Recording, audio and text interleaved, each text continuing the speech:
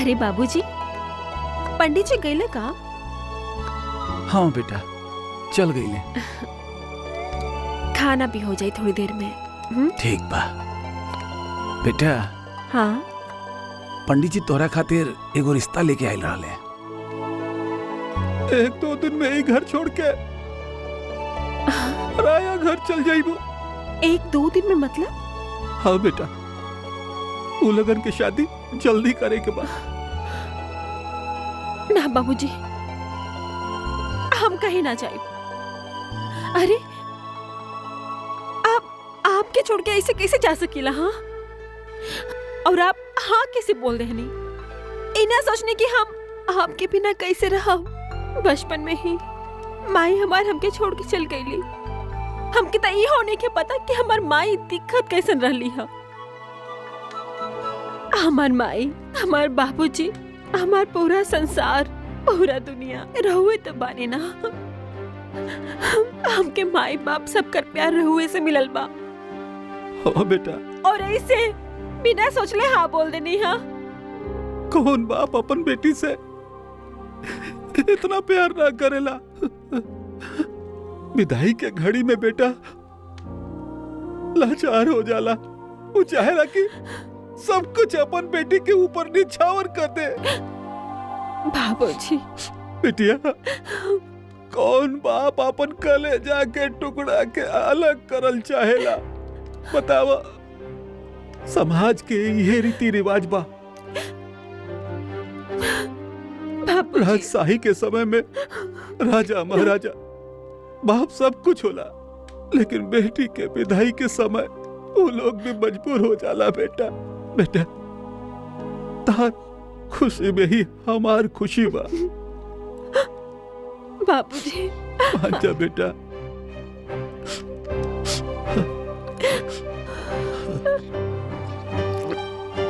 बाबूजी, रोवाई रिश्ता खातिर मना कर दे, मना कर दे।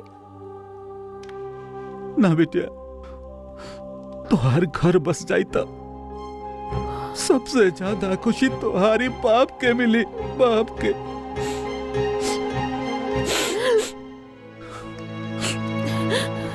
वहां जब तू खुश रहबू ना, वही में हमार खुशी बा बेटा। बाबूजी, आप तो ही बात जाने नहीं ना। ये हम चाहिला कि संसार के सारा खुशी हम अपने बाबूजी के पैर पे रख के रख दी।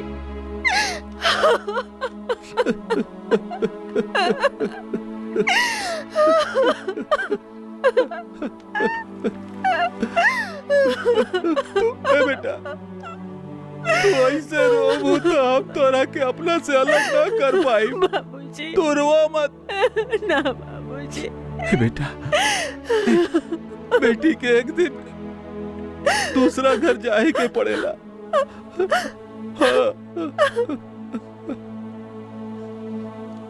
बेटिया, इधर देखा। हमार खुशी खातिर ना करबू। हम तोहरा के जहाँ खुशी खुशी बजत है वहाँ तू खुश रहबू।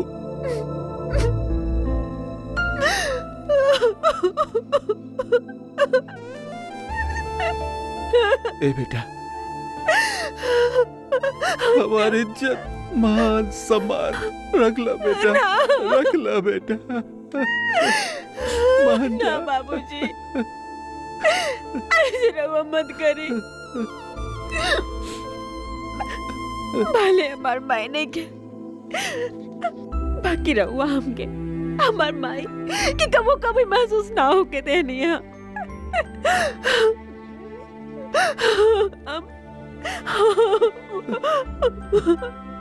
बेटा, तू छोड़ के जाइबू तो बाप के जीवन के बोझ उतर जाए।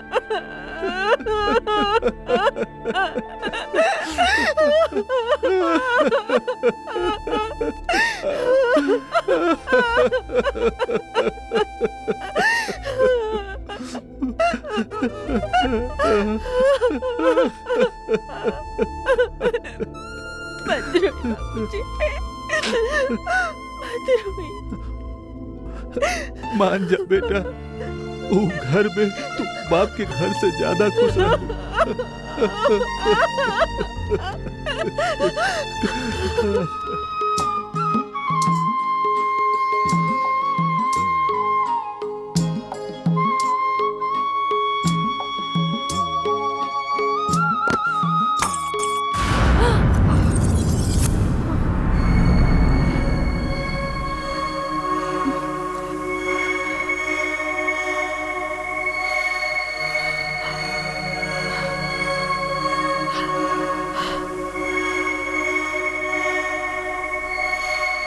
आज तो बड़की हमके जाने से मार दी।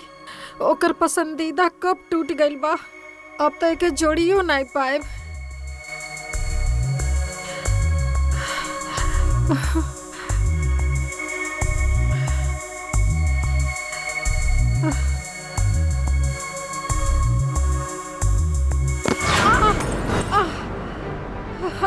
बहू छोड़ दा।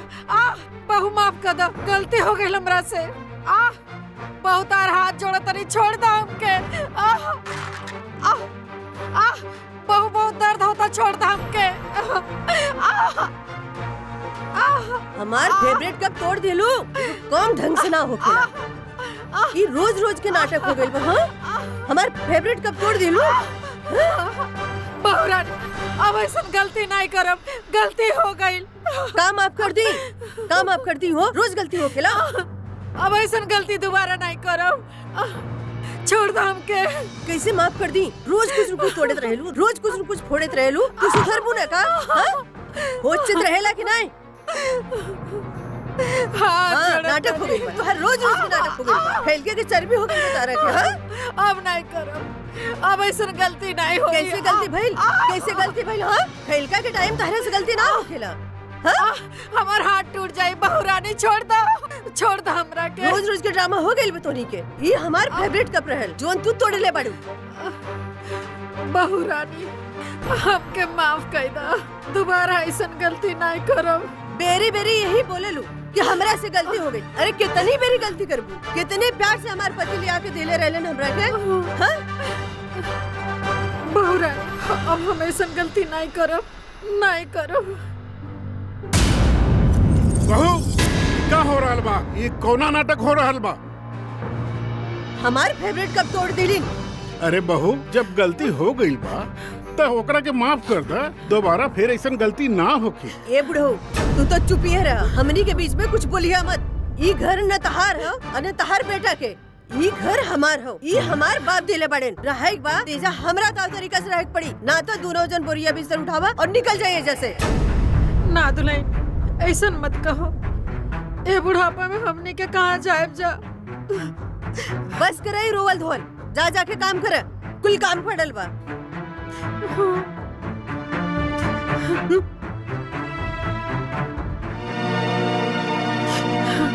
दुलारी, अब रौरे तो कुछ भी मत बोलो। मत रो दुलारी, मत रो। शायद हमनी के किस्मत में यही दिन देखे के रहल। हम किस्मत का तो नहीं खी जानत, लेकिन इतना जरूर जानत नहीं कि जौन कुछ भी होता ना, सिर्फ रौरे वजह से होता। हमरा के ही दिन देखे के पड़ल बा, सिर्फ रौरे वजह से, सिर्फ रौरे वजह से। ए दुलारी, अरे हमरा के माफ कर दे रे, हमरा से बहुत बड़ गलती हो गई है।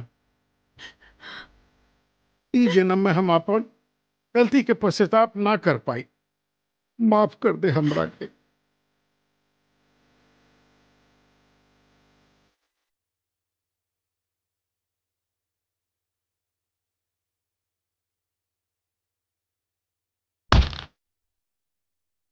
दुलारी, बहुत बड़ गलती हो गई।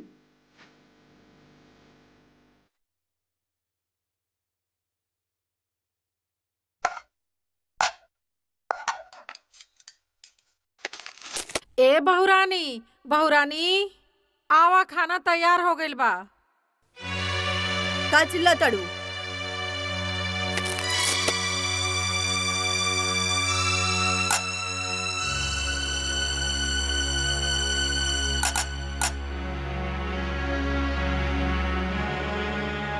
ला, बहुरानी, एगो बात कही। ओ अरुण जी के बाबूजी के ना पेट नहीं भरेला इतना में 2 पूड़ी और ही दे दे तू। केकरा कितना जरूरत बना हमरा पता बा। ज्यादा खा खा के ना लोगन के पेट निकल जाए तो हमरे माथा पे चूरी फिर जा लेके। तू ज्यादा चिंता मत करल करा केकरा कितना चाहिए। हाँ।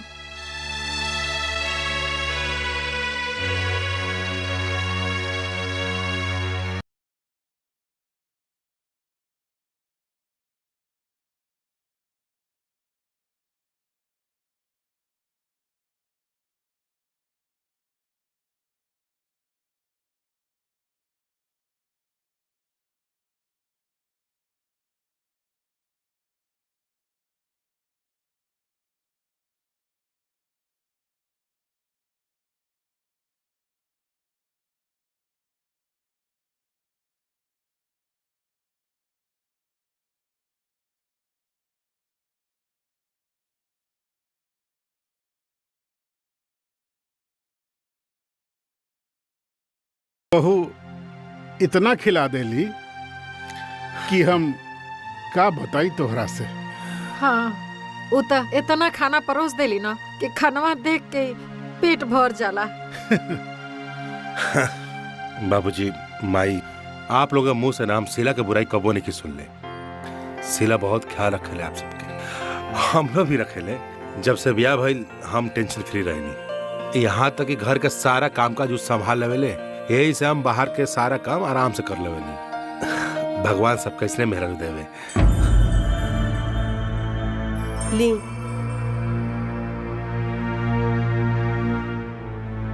अच्छा ठीक बा, हम फ्रेश हो क्या होते हैं, वो लोग खाना खाई। हाँ ठीक बा बेटा। ठीक से किया हुआ।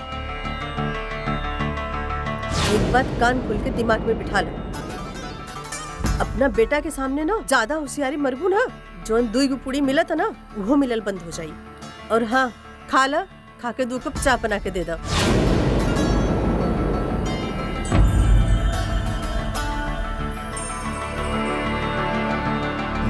कोनो बात नहीं, खाए। पेट भर गई हो, भर गई।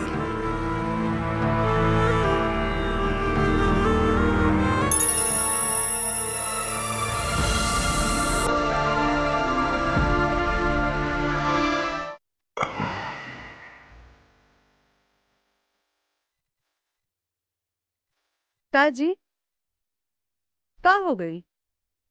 कैसे दौरा टेंशन में बानी? कुछ ना, बस ऐसे ही। ठीक बा, कुछ नहीं के भाई तो आराम करी। पता ना कहाँ ऐसा लगा था कि माए बाबूजी लोग जब खुश नहीं थे, बड़ा हड़बड़ाई लगा था। वो का है यही जा तो सब अपने भी उनकर, और उनकरा के डर कैसन?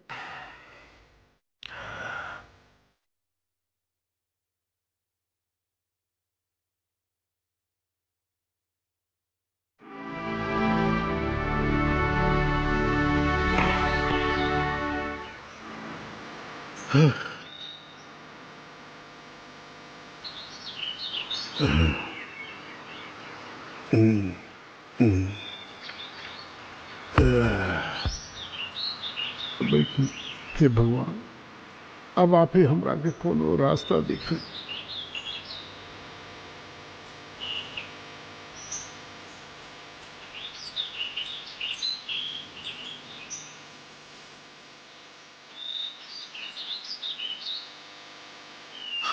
अरुण के बाबूजी, अरुण के बाबूजी।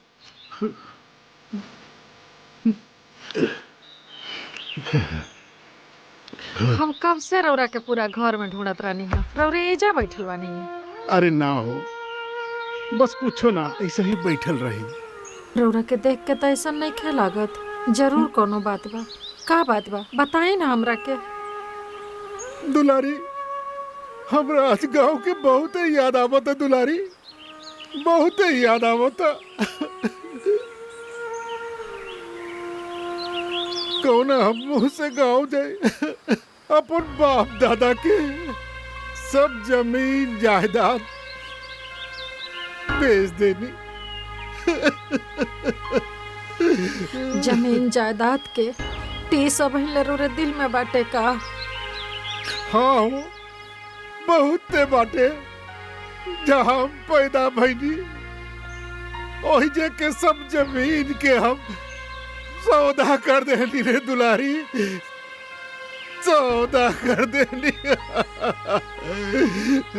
हमरा से एगो बात सच सच बताई, का राउर गलती रहे में? रौरे गलती कहीं नहीं। हाँ हो, सब गलती हमरे रहे।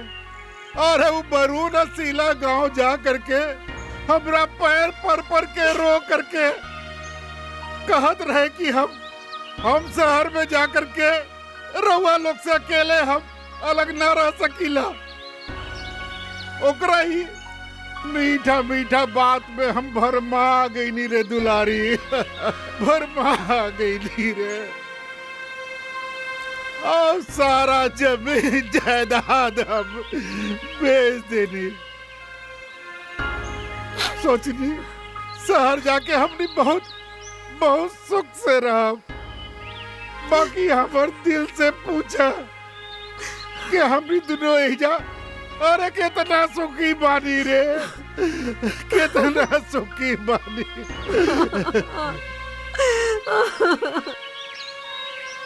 पर उनके बाबूजी शांत हो जाई, जौन होके करे तो वो हो गई। अब बीतल बात पर मट्टी डाली, लेकिन आगे के सोची, आगे का करे के बा। अरे हाँ, अब तो हमनी के आगे के सोचे के बा, आगे के सोचे के बा, आगे के।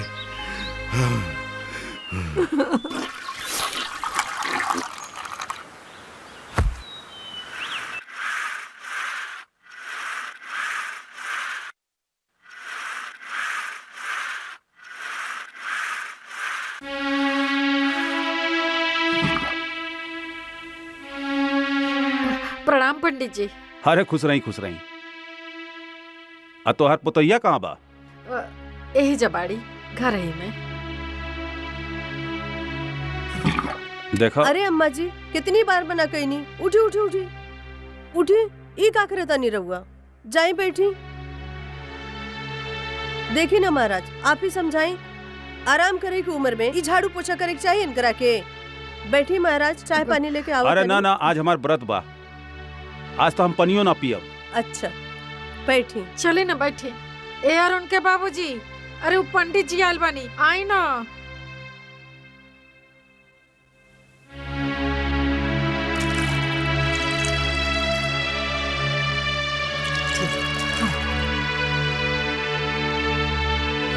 प्रणाम पंडित जी।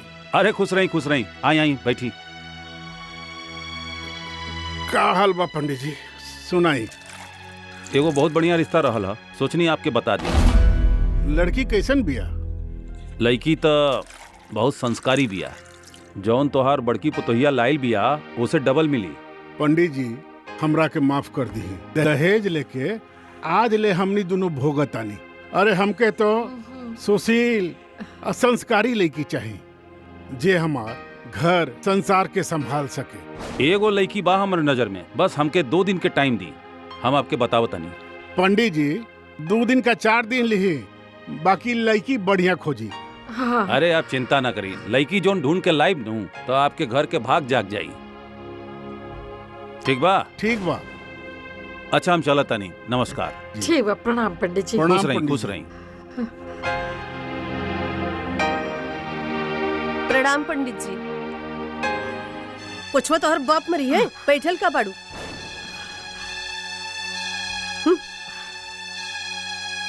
हाँ, हाँ, हम मार देते नहीं पूछा।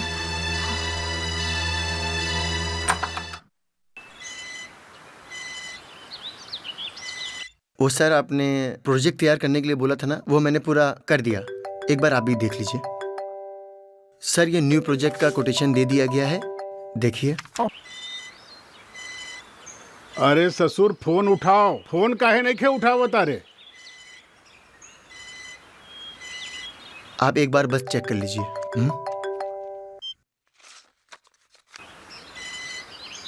अरे ससुर फोन तो उठाओ, फोन में नहीं क्यों उठा बता।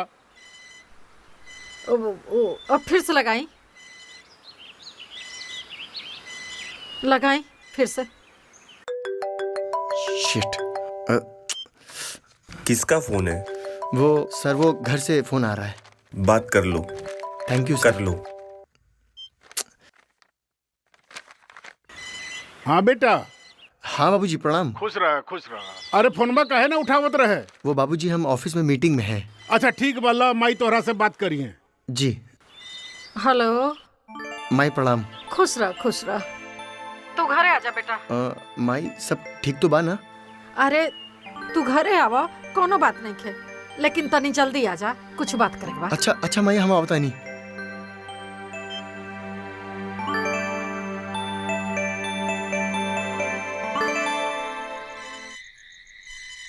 हाँ रखो फोन।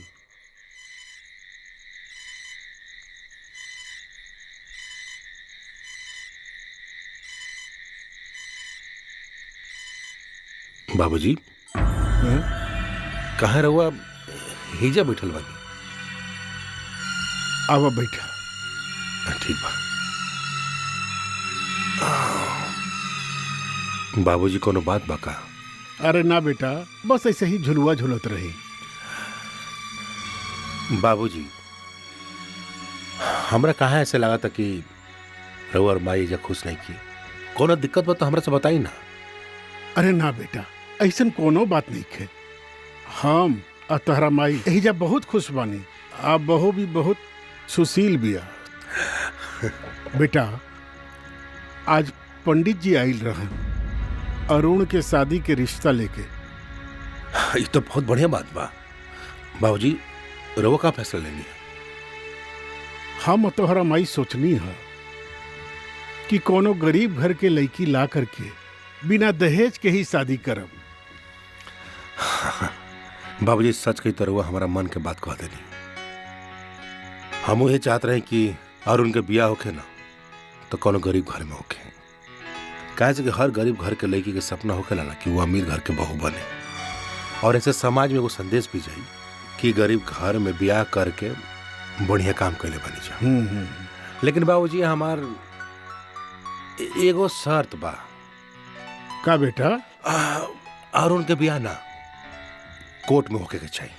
वाह, सिंपल और एक सादा एकदम।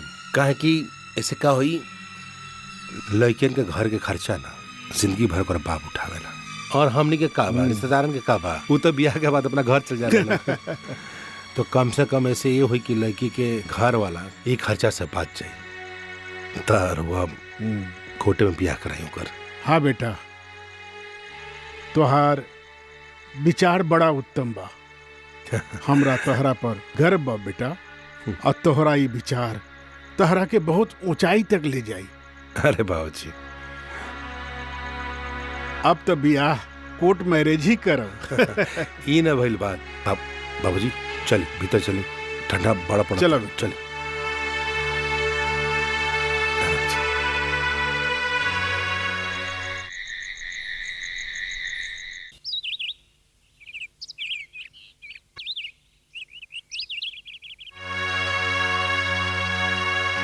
अरे पंडित जी प्रणाम। खुश रहा, आई बैठी ना, बैठी।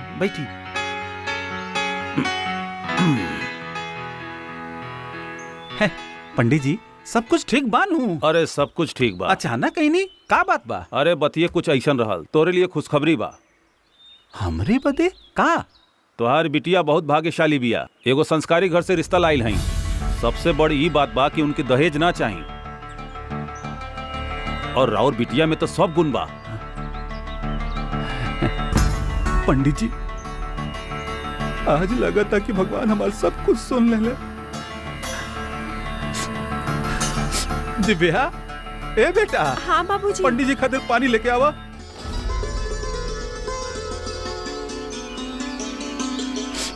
पानी ली। प्रणाम पंडित जी। खुश रहा। अच्छा, लड़का वाला शादी जल्दी करल चाहता रहे तो हम आपके दिन और मुहूर्त जो है शादी के बता दे। अब अब तैयारी कर लियल जाओ, 2-4 दिन में शादी हो जाई। अच्छा तो हम चला आपके। तनी, हाँ, ठीक। इजाजत दी, अच्छा, प्रणाम। प्रणाम।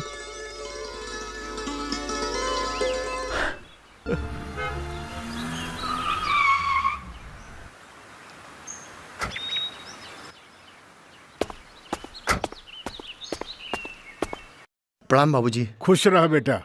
प्रणाम भैया। हाँ खुश रहो। रहुआ फोन कहीं नहीं तो हम बहुत परेशान हो गई नहीं। सब ठीक तो बा? सब ठीक बा, टेंशन के कोनो बात नहीं खे। माई ठीक बा ना? सब केहू ठीक बा। एगो खुशखबरी बा। खुशखबरी? हाँ, कैसन खुशखबरी? अरे अब ते हमार कैटेगरी में आगे बढ़े। हम कुछ बुझनी ना। अरे ते दूल्हा बने वाला बाड़े, तोर शादी तय हो गइल बा। दूल्हा? हाँ का?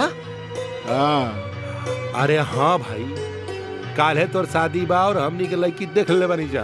काल है? बाबूजी लड़की के है, हम कुछ देखनी ना है और ये सब। अरे सुना, अरे लड़की के हमनी सब देख ले बानी। बहुत सुंदर और सुशील बिया और उनकर बाबूजी बहुत संस्कारी बाड़े। अरे भैया बस बस, ज्यादा सवाल ना। अरे जब कहा तनी कि लड़की हमू देख ले बानी, बहुत सुंदर बिया, लड़की हमरो पसंद बिया और माई बाबूजी को तो एकदमे पसंद बिया। बस शादी तय, काल तोर शादी बा। भाभी रहुआ कुछ तो बोली ना। अरे देवर जी, एमे हम का बोली? मन में तो लड्डू फुटत होई खूब। मन में लड्डू फूटल। ले ले ले, माई आ गई। प्रणाम माई। खुश रह बाबू। कैसन बाड़ा? ठीक बा। इतना दूर से आयल बाने, हारल थकल होई है। जाके आराम करा बाबू, बिहना ना बहुते काम बा घर में। ठीक बा माई, जैसे रहो मर्जी। ए तक हंसी रे बाबू। हे भैया ए करा मन बा बिया। चुप कर बदमाश।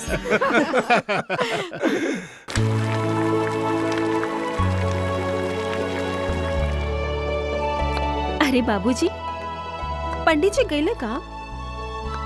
हाँ बेटा, चल गई ले। खाना भी हो जाए थोड़ी देर में।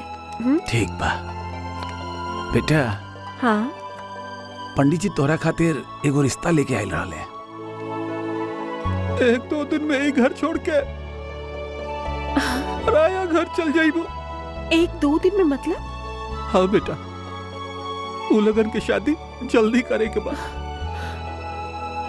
ना बाबूजी, हम कहीं ना जाए। अरे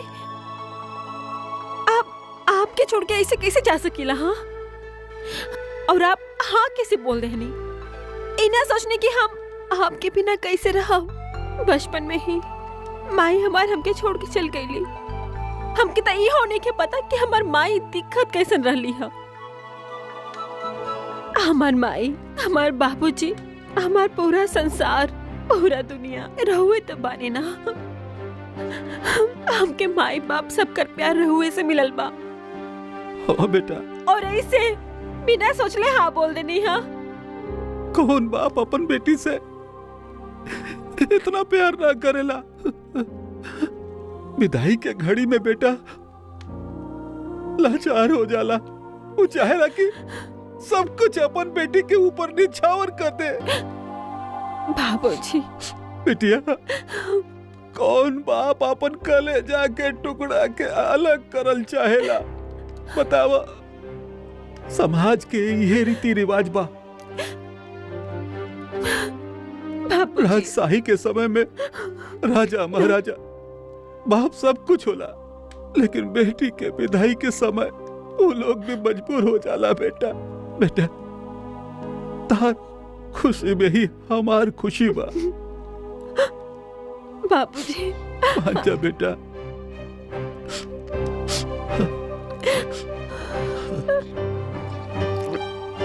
बाबूजी, रहुआ रिश्ता खातिर मना कर दे, मना कर दे। ना बेटिया, तुम्हार घर बस जाई तब सबसे ज्यादा खुशी तुम्हारी बाप के मिली। बाप के।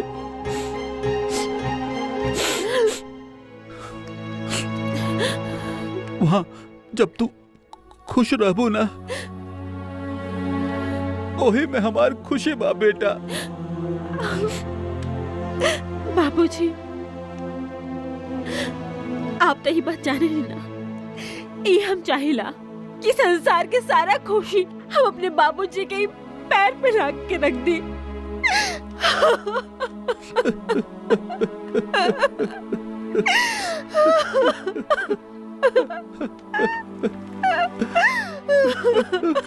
बेटा तू ऐसे रोबू तो हम तोरा के अपना से अलग ना कर पाई। बाबूजी तू रोवा मत ना बाबूजी। बेटा, बेटी के एक दिन दूसरा घर जाए के पड़ेला। हाँ। ए बिटिया, इधर देखा, हमार खुशी खातिर ना करबो। हम तोहरा के जहाँ खुशी खुशी बजत है वहाँ तू खुश रहबो।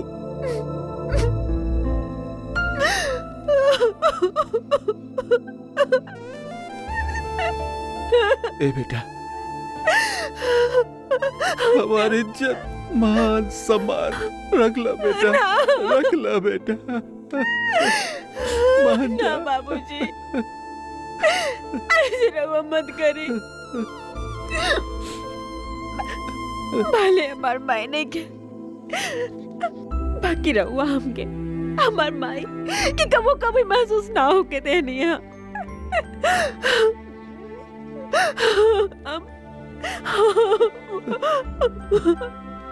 बेटा, तू छोड़ के जाइबू तो बाप के जीवन के बोझ उतर जाए।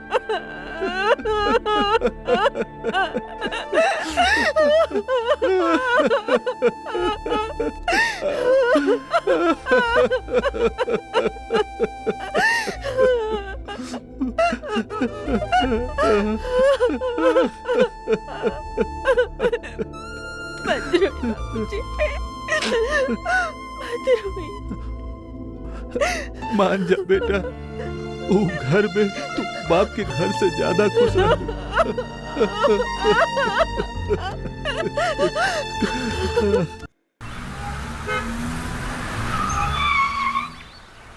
अरे बाबूजी अलवन का, अरे स्वागत बा, स्वागत बा। आई आई बाबूजी, अरे प्रणाम। अरे भारी हो गई बनी बाबूजी। अरे आई आई बाबूजी प्रणाम। परचू परचू खुश रहा। बाबूजी आप में दिक्कत ना हुई। बाबूजी अरे पाँव खुश लगी। रहा। कहाँ ससुर कहाँ बानी? बाबूजी बुलाओ तक। अरे बताई ना हमें दिक्कत ना हुई था। हैं? आई तो नीचे अरे उतार। बाबूजी, बाबूजी अरे इतना बड़ा गाड़ी में तकलीफ होता है। ए देखो बाबूजी अरे गिरन। सब दिशा है। अरे ए, हमरा हाथ में ये महाराज।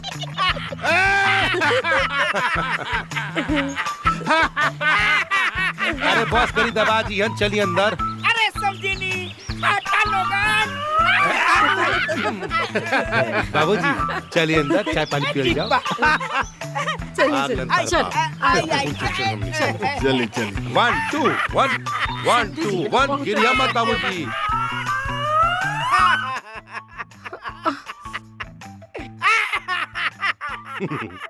सर हमें तो मालूम है ना रहा कि ये लोग आपके रिश्तेदार लोग हैं। कोनो बात नहीं खे जी, अब तो मालूम पड़ गई नू। सर कुछ चाय कॉफी ठंडा वगैरह कुछ मंगा दे हैं? अरे ये सब के कोनो जरूरत नहीं थी। रहुआ तो बस ब्याह करा दी। जी ठीक बा। चलिए वर वधू यहाँ साइन कर देंगे।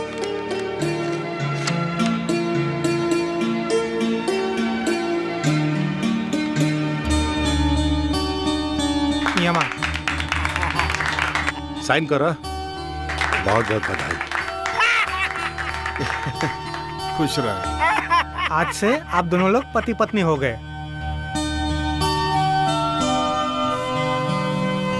ले अम्मा जी, ले आओ बहू।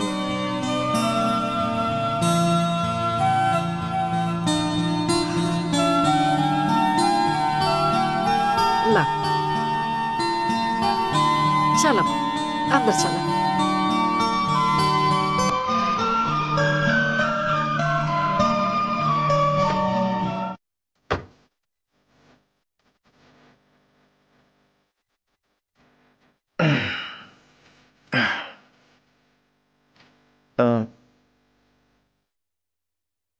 दिव्या, अब हमरा से कैसन शर्म, हम तो तोहरा के पहले ही देख लिया बानी।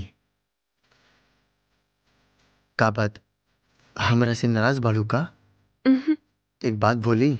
एक ना, रउआ 100 बात बोली। अब तो हमके राउर हर बात माने की पड़ी ना। अरे ना, ऐसन कुछ नहीं के। अगर हम कुछ भी गलत करब तो तू हमरा के बेझिझक रोक टोक सकेनी, काहे के तू हमार जिंदगी बाड़ू। अच्छा एक काम करा, पहले ई घूंघट हटावा। जे करी काम बा उहे करी तब बहुत अच्छा रहे। अच्छा, हम तो भुला गई नी, ई तो हमार काम बा। ठीक बा।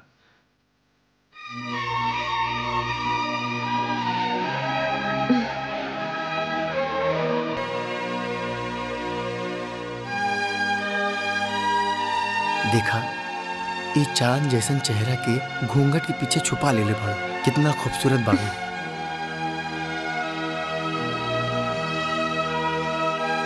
रउआ हमरा से कुछ पूछबू ना?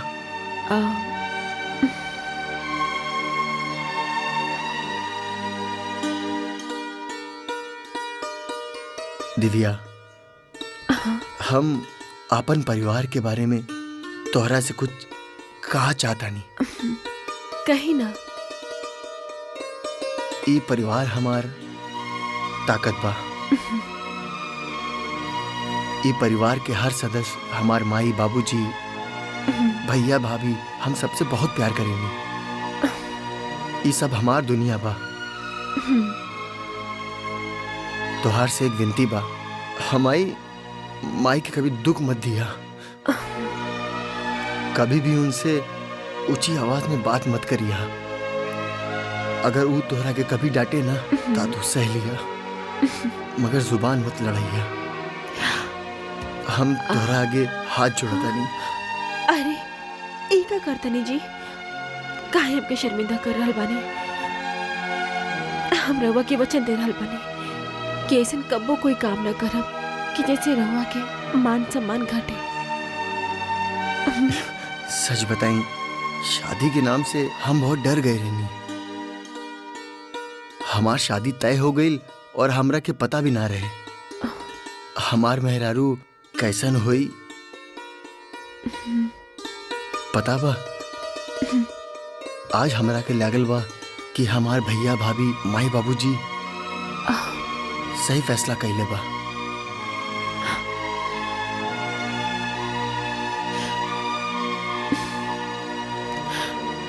आपके और आपके पूरा परिवार के जे हमरे ऊपर, हमरे बाबूजी के ऊपर जे एहसान बना, वो हमें ई जन्म में त ना चुका पाई। ऐसन शादी जे बिना दहेज के, अब बिना कोनो दिखावा कैले, हम जैसे आम लड़की के एक महल में लाके, मंदिर में लाके बिठा दे हैं लोग। एक एहसान ना हम जिंदगी भर भी ना उतार पाए। ये पूरा परिवार के हम जिंदगी भर दासी बन के रहो। दिव्या, हाँ। ऐसा मत बोला। हम भी तोहरा से वादा करता नहीं कि हम तोहरा की दासी ना राजकुमारी बना के रखब।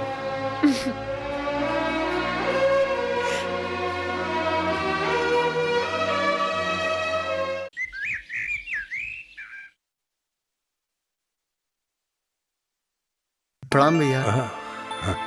खुश रहा। भैया, रहुआ से कुछ काम बा। का काम है बोला?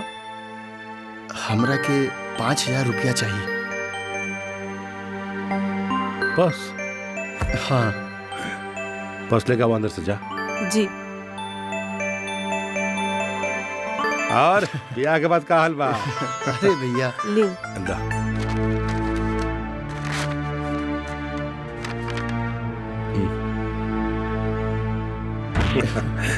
हाँ? अरे ले। भैया, ये तो बहुत ज्यादा बा। हमरा केवल 5,000 चाहिए। तोर ब्याह हो गइल बा, तोर खर्चा ज्यादा हो गइल बा। जो एंजॉय कर। थैंक यू भैया। थैंक यू भाभी।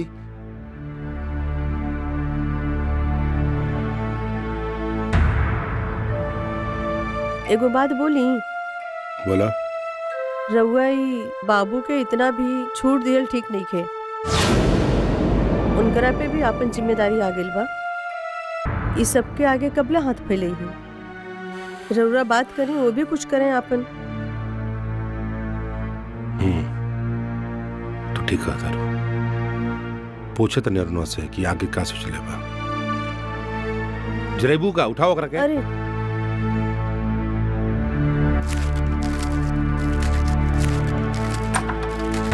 झाड़ू बर्तन कपड़ा लत्ता सब हमरे कपारे आ गइल बा। दुनिया भर के जिम्मेदारी सिर्फ हमरे कपारे रहेला।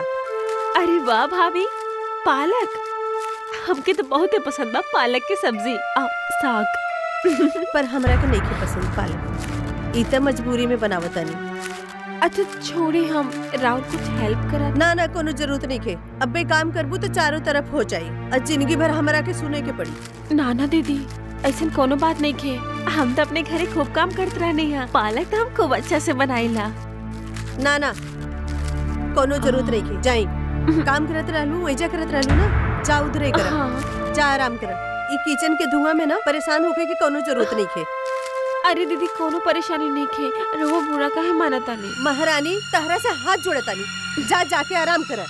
आ गई बहरानी, तन देर हो गई लोला, ले आओ। कोनो जरूरत नहीं के। जनवावे चाहत अड़ू का हमरे भाई बाप के दिखेबू का? तहरा बोलनी है ना कि जा। हाँ ठीक है, फिर भी जब लगे तो हमके आवाज दे दिया। हम बाने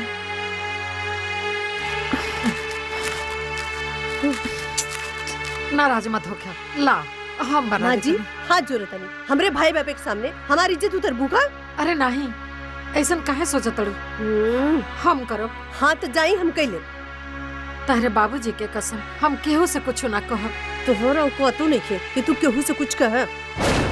जाई जाके आराम करी, हम खाना बना ली। इतना नाराज काहे हो तड़ू, लावा ना, हम रोज करे नहीं, जल्दी से हो जाई। अम्मा जी एक बेरी हम बोल देनी तो समझ में नहीं आइल का? कोही खातिर हमरा माथा के दर्द होताड़ू। सबके जनवावे के बेका।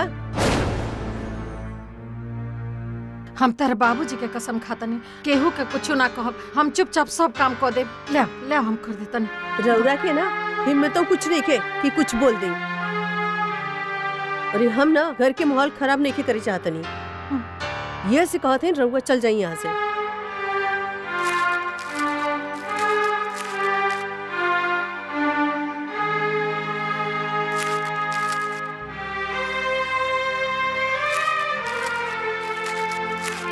तरह के बुझाई नहीं खे, हमर कमर दुखता।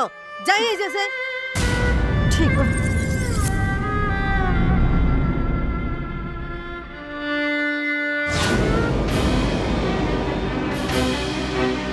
शुक्र बनावा कि तू हमार सास बाड़ू, यही से तहार इज्जत करीला। नहीं तो 2 मिनट लागी तहार बोरिया बिस्तर से तरह के बाहर फेंक दे, न तो टाइम से चूल्हा बर्तन कर लिहत करा। आखिर दीदी अम्मा जी से ये तरह कैसे बात करता है?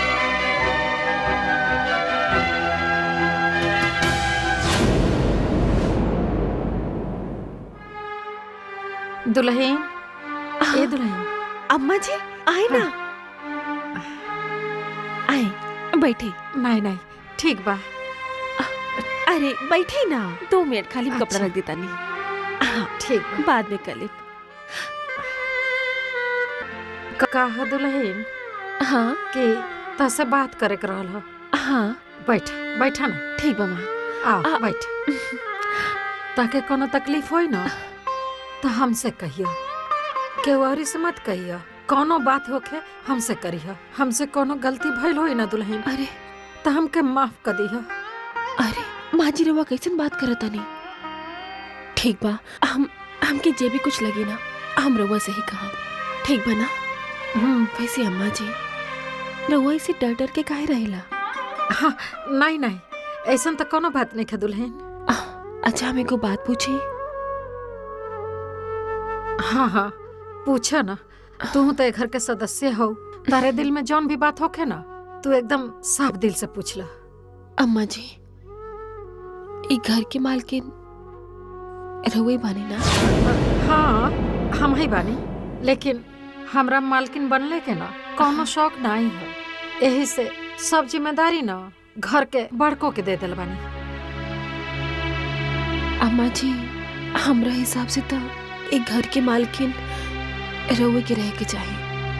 अब हम हमार बात कैसे मत ले कि हम रउआ के चढ़ा रहल बानी, लेकिन एक घर के मालकिन तो हमरे हिसाब से आप ही बानी। हाँ हाँ बेटी, एमे बुरा मानने वाला तो कोनो बतिये नहीं खे। इसे कहाँ जरूरत बा इतना डर डर के रहला के? ना, ऐसा कोनो बात नहीं खे। अम्मा जी, रउआ और दीदी जी के बीच में जो बात होत रहला ना किचन में, वो सब हम सुन चुकल बानी। हमकी समझ में नहीं आवत कि आखिर ऐसा कौन बात बा कि रउआ उनकर बात ऐसे सुनेला। रउआ तो बड़ पानी ना, रउआ काहे ना कोनो जवाब देनी। उनकर ऐसा हिम्मत कैसे होला? ओहो तरह और बहु बाड़ी ना। दुल्हन, ई जौन घर बा ना, ये घर हमार नाई है, बड़ को दहेज में लेके आयल बड़ी, यही सब इतना धौंस दिखावेली। और हाँ, तू ना बड़कों के चक्कर में ना पड़ी है, और जौन तहर दिल करे उहे करी है। चल तनी, बहुते काम पड़ल बा घर में, जा तनी। माँ जी,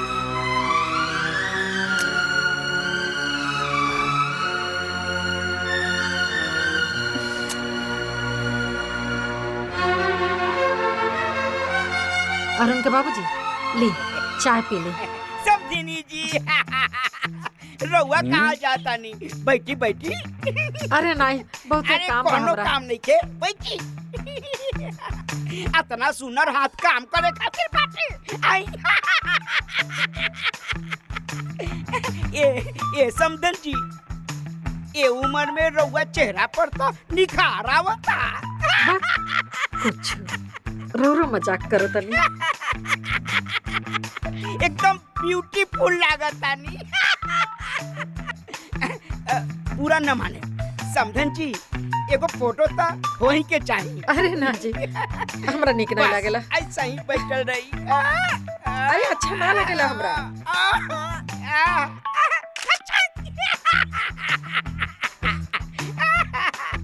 वाह वाह, देखी देखी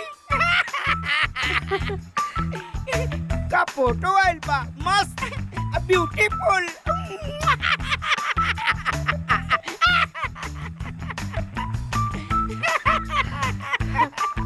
एकदम ब्यूटीफुल।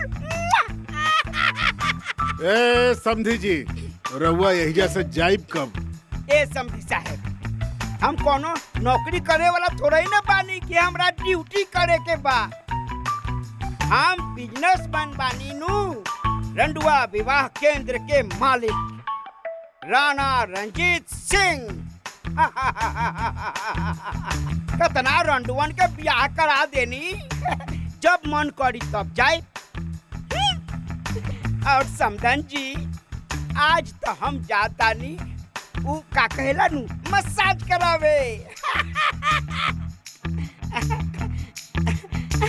आ फेशियलो कराइब। बस हम इकुल ना करावे नी। कोनो बात नहीं के, एक तो और हो जाए। तनका मुस्कुराई थी।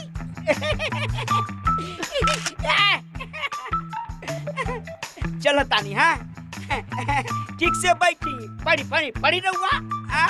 बड़ा बढ़िया किताब बा। जाता नहीं। हाँ, ओई माँ,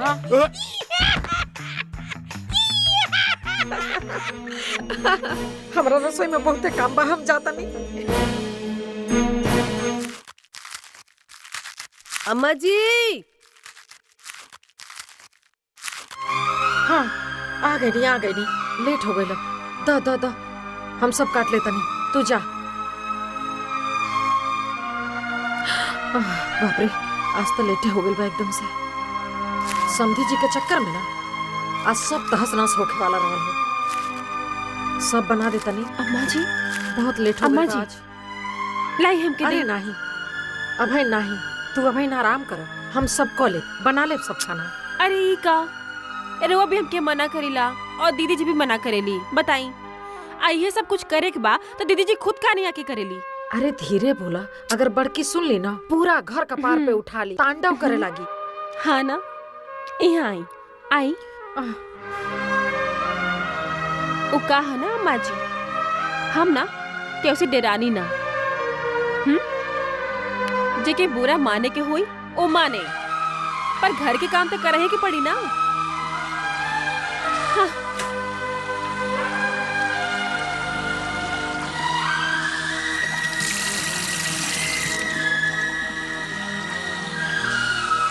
का भाई का चिल्लम चिल्ली करत आड़ू लोगन? अरे बाप रे बाप, है इतना तेल डलने पड़ू? इनमें तरकारियां तैयारी की रही, अब के करे से पूछ लू है? अरे वाह दीदी, सब्जी बन रहल बा तो तेल मसाला तो पड़बे ना करी। हाँ ना, जितना हम कहे उतने पड़ी। केकरा से पूछ के इतना तेल मसाला डललू है? किचन हो, धर्मशाला नहीं के। ये पहले और आखिरी बार बोले तानी। अतहार मनमानी एजा कुछो ना हुई। ठीक बा, तू जा जा जा। हाँ हमरा यही बाती के डर रहल हो। अगर एंगा तू करबू ना तो कहियो ना कहियो तू बवंडर करा देबू घर में तू। अम्मा जी रवो बिल्कुल न डराई, हम बाने ना। अब मौका मिली ना तो हमने के दो हाथ भी कले मिल जाएगी। हाँ चल आप बना लिया जा। हम चल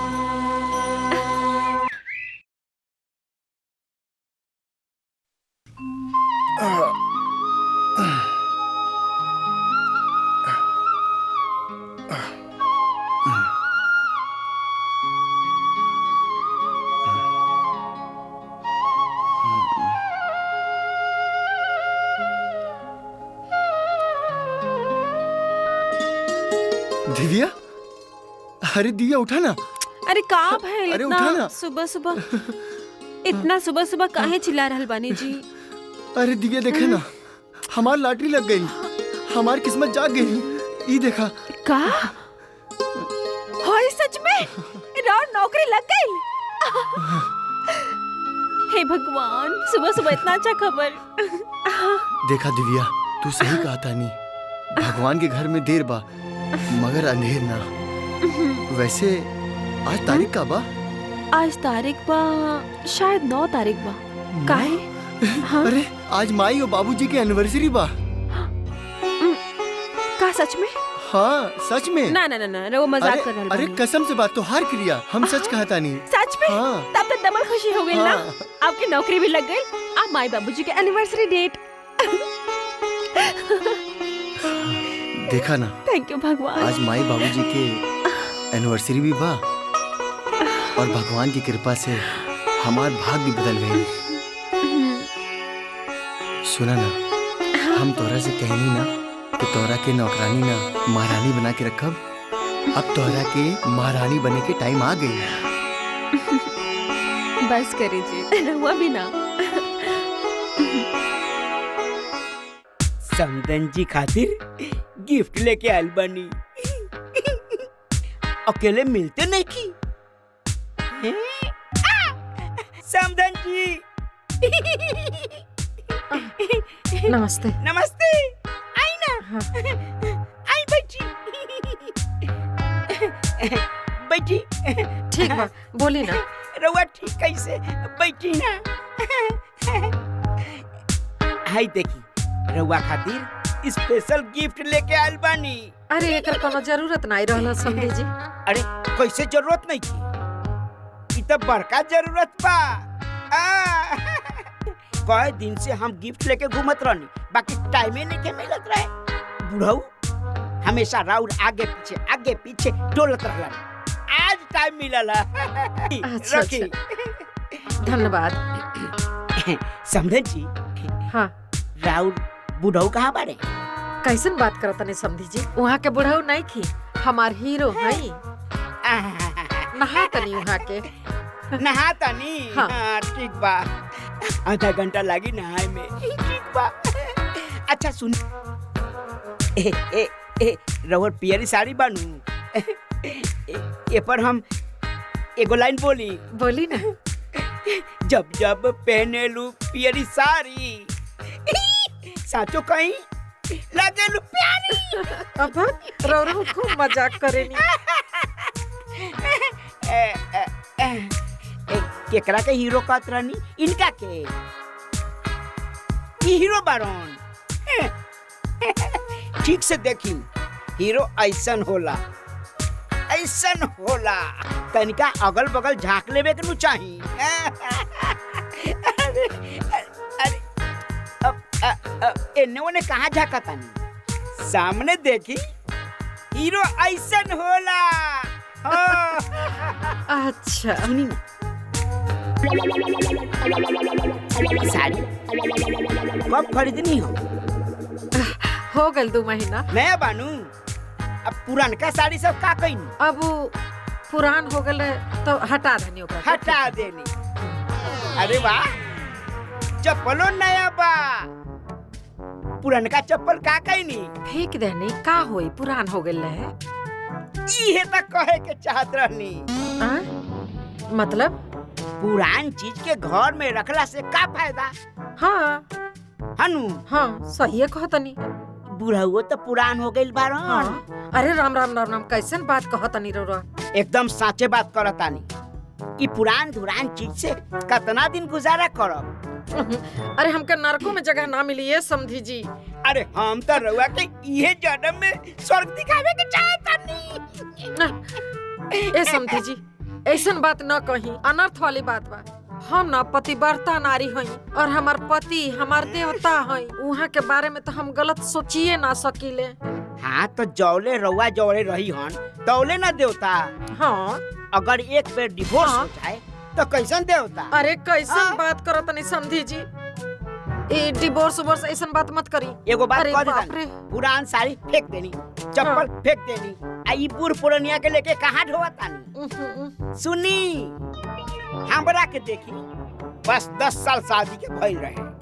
आ जब लगली गुटर करे, खुटर पुटर तो डिवोर्स दे देनी। ओकरा बाद रंगीला बन के घूमतानी, रोज मजा करतानी। धरतीये पर स्वर्ग लौकता। रउआ स्वर्ग में जाके बा? हाँ हाँ। स्वर्ग में तो जाइबे करब हम, इतना पति जी का पूजा करे नहीं तो। तब देखी, हमरा आँख में देखी। हाँ ठीक से देखी। हाँ राउट फोटो लौकता नु। हाँ स्वर्ग लौकता, आई जा बा। समझनी नहीं। न समझ ली, एक बार डिवोर्स दे दी, बस स्वर्ग में हम ले चलो। हाँ ठीक बा समधी जी, बाद में बात करब हमें पर। ठीक बा, सोचब हमार बात पर। हाँ ठीक बा, सोचो। बाथरूम के दरवाजा खुलता, हम आवत नहीं, बूढ़ऊ आवत हुई। हाँ हमार मोबाइल वही है जबा। हाँ बाबू, समधी जी भी ना बड़ा मजाकिया बानी।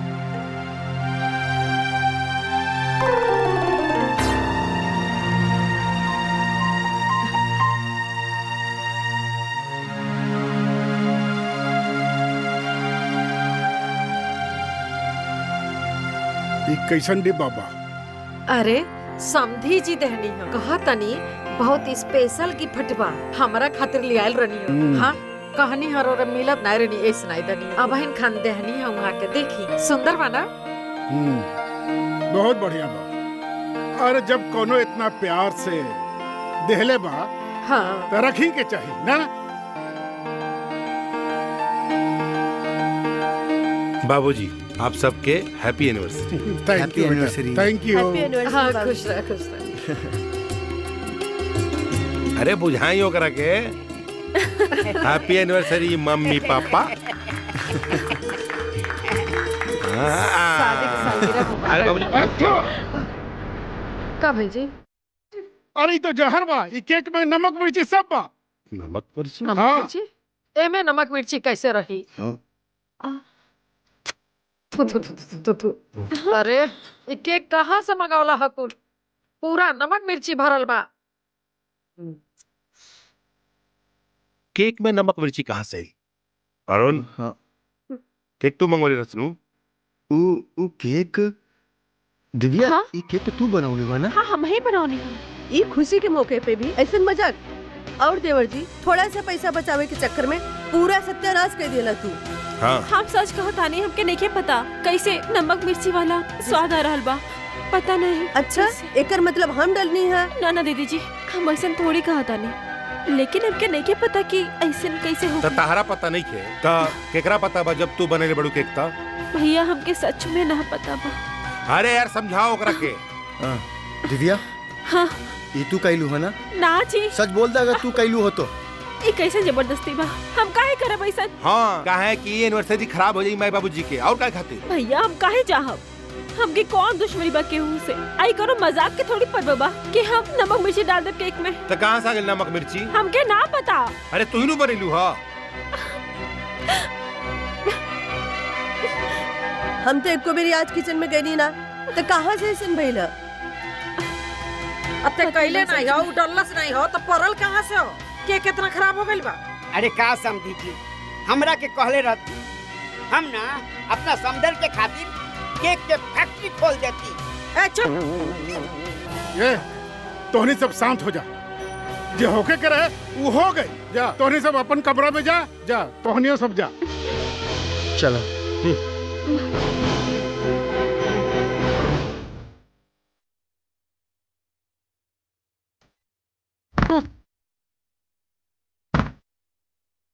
केक में नमक मिर्ची बड़की डालना सीहा कि छोटकी डालना सीहा कि हम डालनी है? अब सब लोग पता करत रह जा।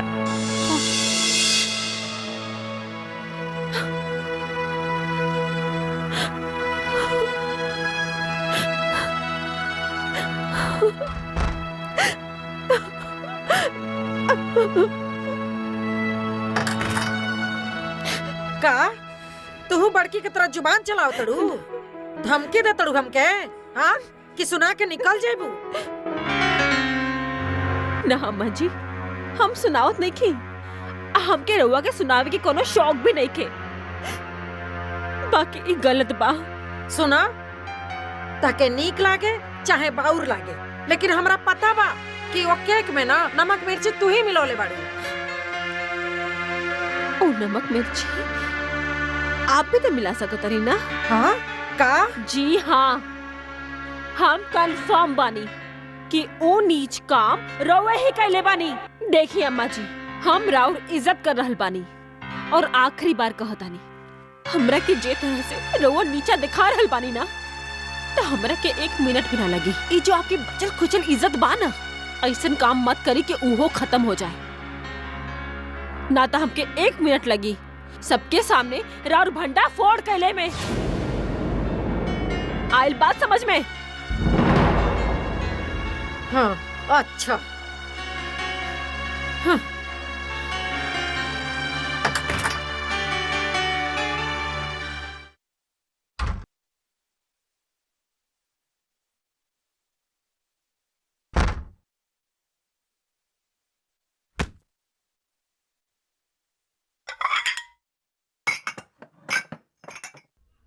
ऐ छोटको, ताके तनको लाज शरम बा, हाँ कि पूरा लाज शरम घोर के पी गइल बाड़ू।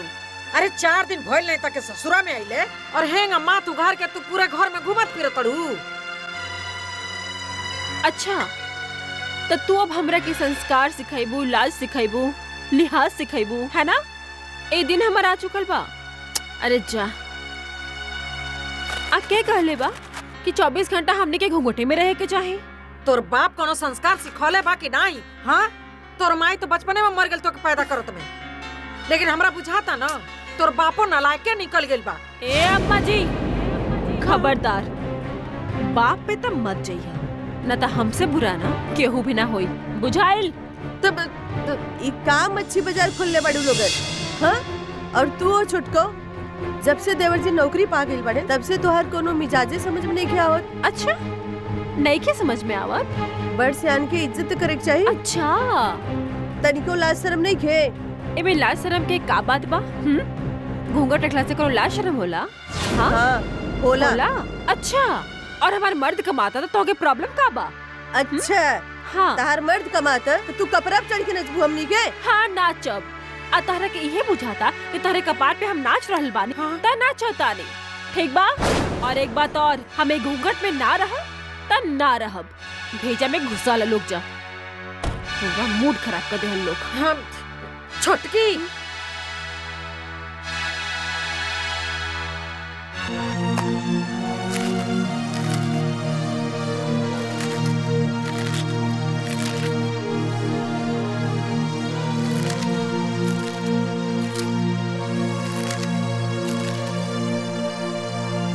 अम्मा जी हमार कॉलेज के एगो सहेली आवतड़ी, उनकरा खातिर चाय नाश्ता बना दे। और हाँ, इज्जत भाव में कोनो कमी न चाहिए हमरा के।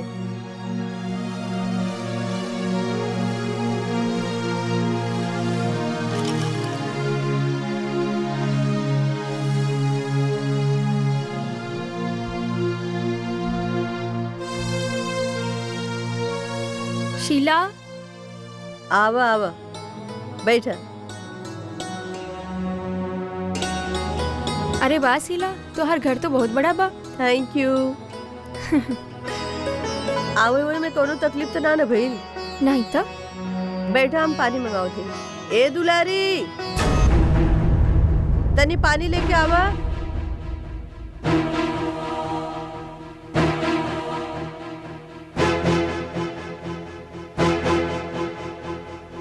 ला पानी पी ला। ई के बा? हमार नौकरानी बाड़ी। अच्छा अच्छा। बहुत हो गई, अब बेइज्जती बर्दाश्त न होगी। खड़ी खड़ी मुंह का तकड़ू, जा जाके चाय पानी ले आवा। हाँ जाता।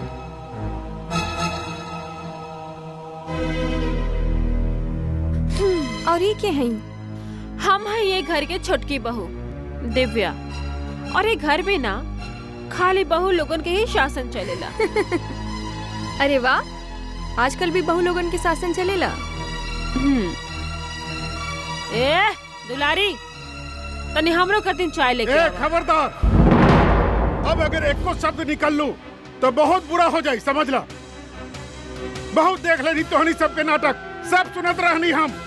ई तोहनी दोनों के बेटी बड़ी का कि तोहनी दोनों नाम लेके बुलावत आरी ओकरा के? नौकर के नाम लेले से नौकर छोट हो जाई का? नौकर होखे लायक गरीब भिखारी। ए चुप, तू तो बोला मत एकदम। तोहनी दोनों के एकदम शर्म नहीं लगता हैं कि अपन सास के नौकर कहे तारू? अरे चुल्लू भर पानी में डूब के मर जाता होनी का? ई तोहार सास हई? देखत नहीं क्यों एक सड़ेली शक्ल, एक नंबर के भिखारी लागत किया। हमके तकरा से बात करने में भी शर्म आ रही है। ए छोटकी बहू, अरे तू बोला तारू हैं? बिना दान दहेज के हम तोहरा के गरीब घर से उठा के अपन बेटी बनौने हैं? और तू आज अपन सास के भिखारी और नौकरानी कहता रू? अरे शर्म आवे के चाहिए, शर्म। ए बाबूजी, कोनो एहसान नहीं कैले। इंसान अपने किस्मत से जहाँ जाए खोला जाला, और हम अपने किस्मत से घर में बानी। बुझाई केहू हम पे एहसान नहीं कैले। वाह बेटा वाह, बहुत बढ़िया। हमरा अचरज लागत बा कि एगो मेहमान के बुलाई के तोहार ससुर चिल्लात बाड़न। अरे तू तो चुप रह, तोहर बात से तोहर सोच के पता चलता रे कैसन घर और संस्कार होखी तोहार। वाह शीला, बहुत इज्जत के लू हमार, हमके याद रही।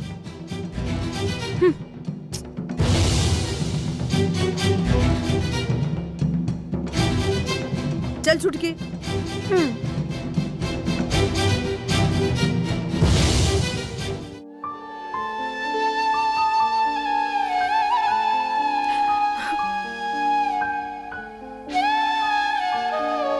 दुलारी, ना दुलारी, ना।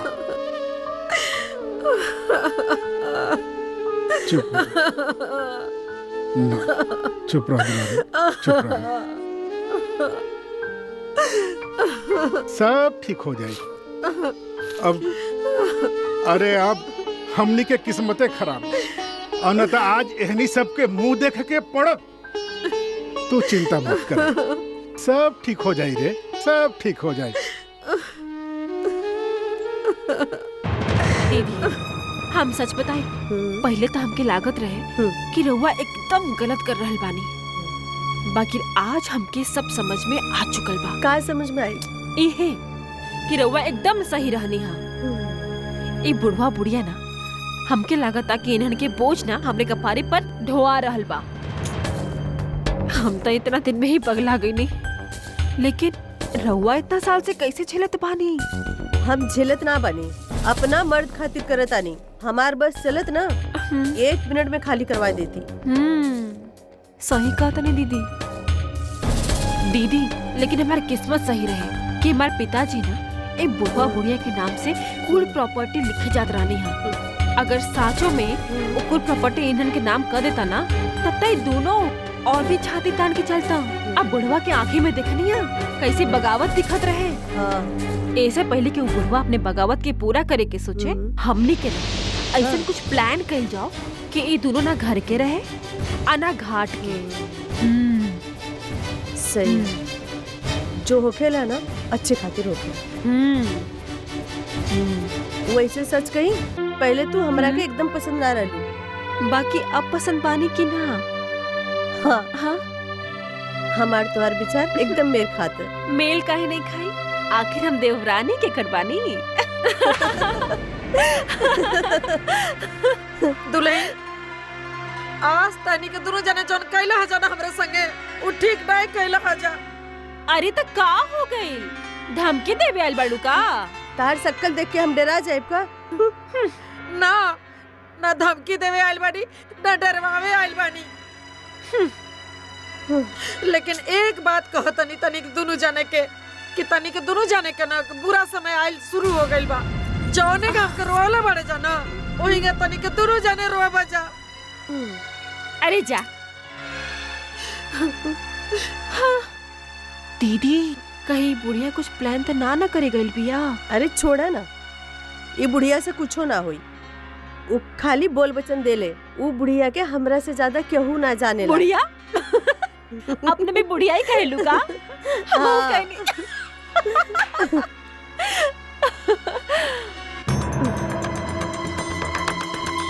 हमके गरीब रोड छाप कहले बाड़ू ना, ये बात हमरे दिल में ना सीधा दिमाग में लगल बा।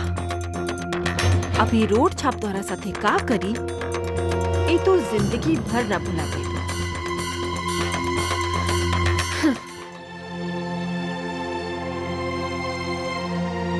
पूरा घर ढूंढ लहने, पता नहीं यहाँ के कहाँ बानी।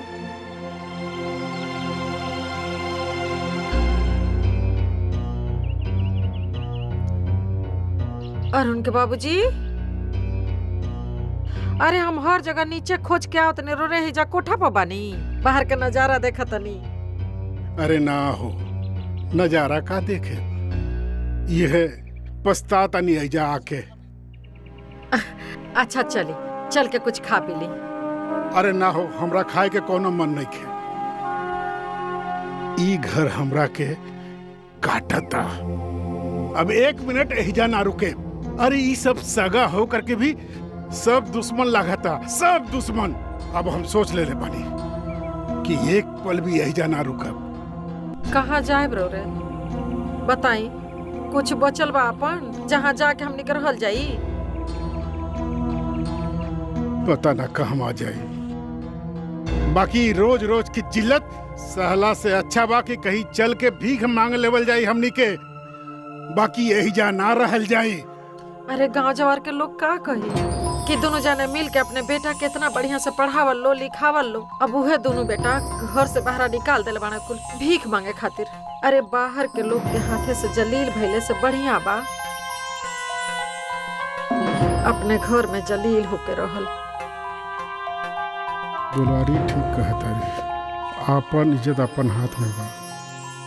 ए दुलारी, एगो बात कही, ई जे तोहर प्यार है ना,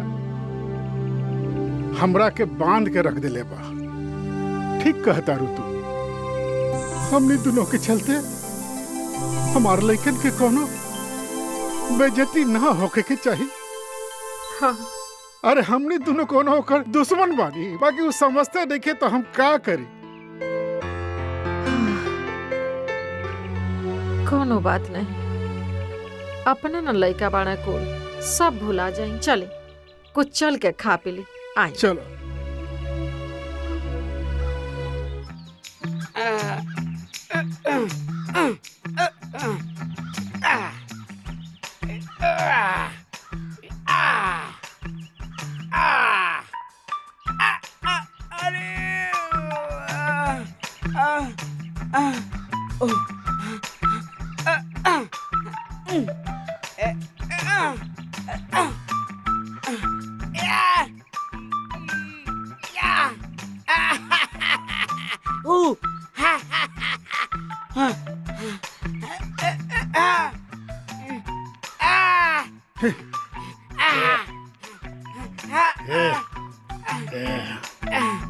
जरा संभल के समझी जी, तनी सोच समझ के एक्सरसाइज कीजिएगा, और नहीं तो ज्यादा चटक मटक कीजिएगा ना तो लटक जाइएगा।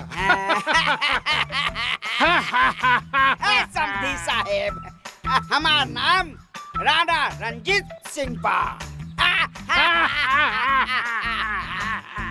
बढ़ बढ़ के चुटकी में चटका दिला।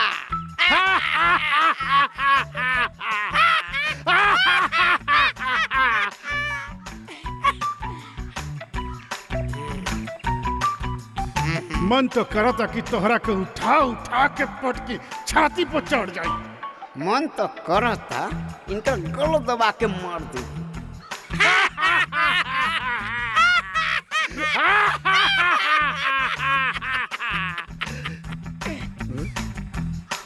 का बात बा समधी जी, बड़ा जोर जोर से हंसत बानी। ए समधी जी, हाँ? पहले आप बताएं कि आपका इतना जोर से हंसा तानी।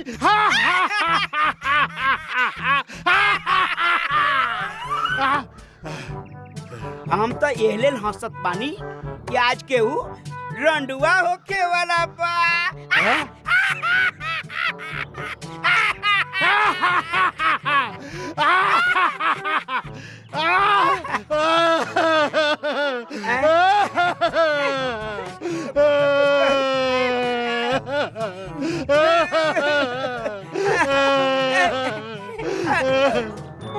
का भइल? रोत काहे बानी?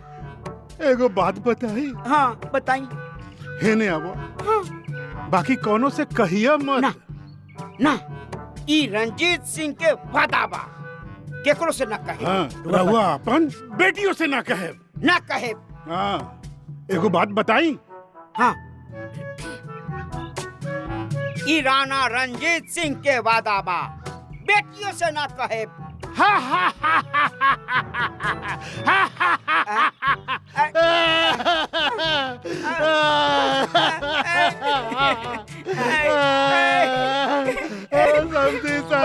बड़ा तकलीफ होता राउत कहानी सुन के।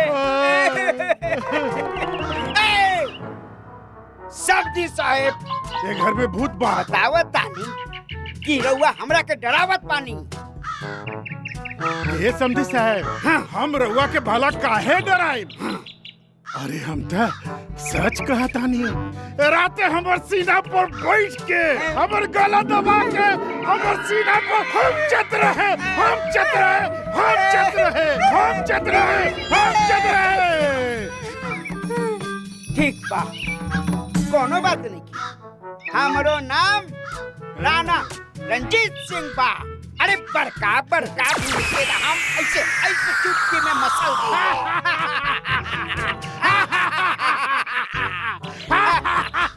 ए समधी साहब, हमार नाश्ता का टाइम हो गई बा। हल्दी वाला दूध हमार इंतजार करता। आवतानी ठूस के आवतानी। तनी ठीके से जाई, अंदर जाता नहीं।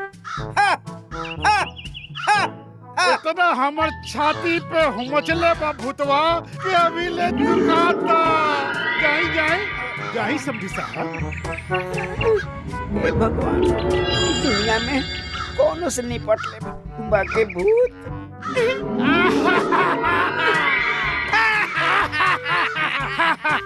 जाई जाई जाई जाई जाता नहीं। अब ही ले हमरा डर लगा था समझी साहब। जाई जाई जाई।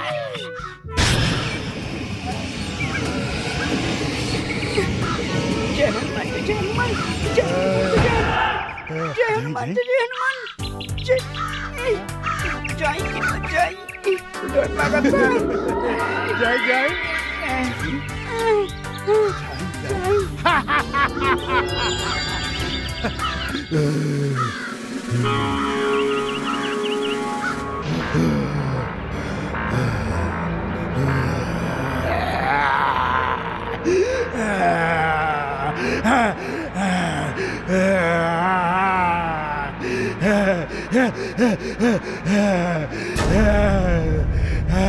हे भगवान, तो यहाँ लुकाइल बाड़ू?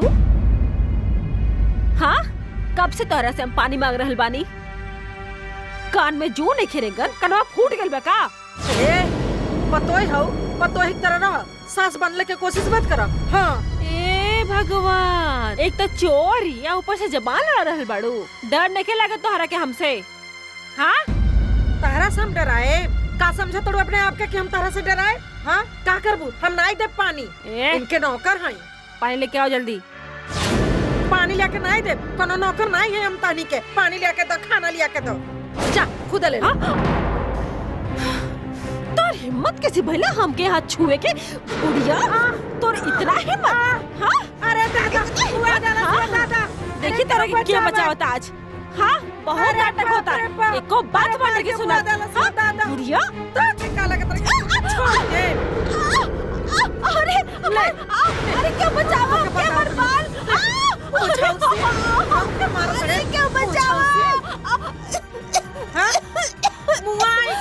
मुआ दे गला दबा, मुआइए दे। आज तोर घेटरी दबा खत्म कर दे। मुआ दे तो के हम। अरे क्यों बचावा? क्या मार दे? छोड़े दादा। हाथे हमरे हाथ उठौले हो। आज तो के छोड़ दे। मुआ डालो, खत्म कर डालो तो के। आज तो तकिया को जिंदा ना छोड़। बहुत सतावले बाड़ू तो निके। मांग में सिंदूर नहीं खकैले। मोर। ए दुलारी, का हो रहल बा? हैं? पगला गइल बाड़ू का?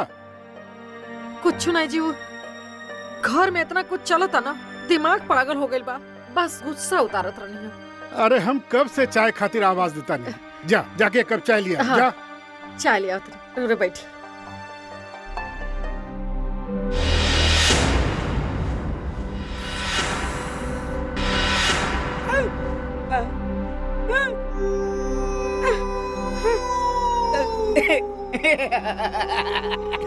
हम डरे उड़े वाला नहीं की। हमरो नाम राणा रंजीत सिंह बा। हमरा डर न लागेला। बड़का बड़का भूत के तो हम ऐसे पकड़ के ऐसे कैले बानी।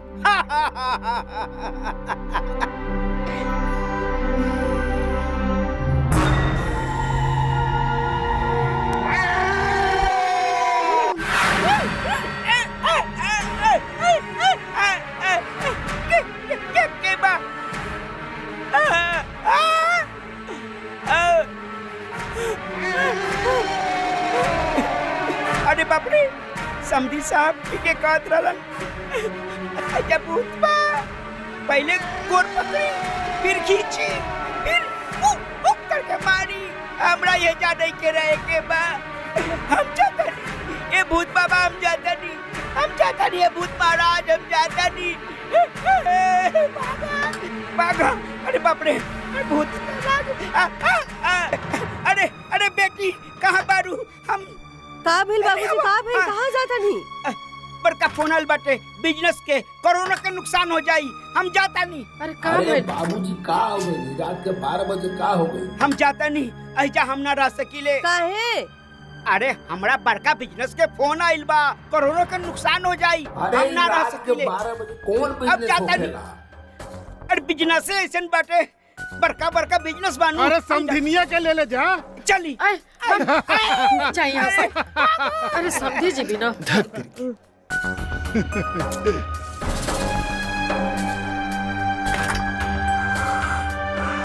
ए चला जल सूते चला।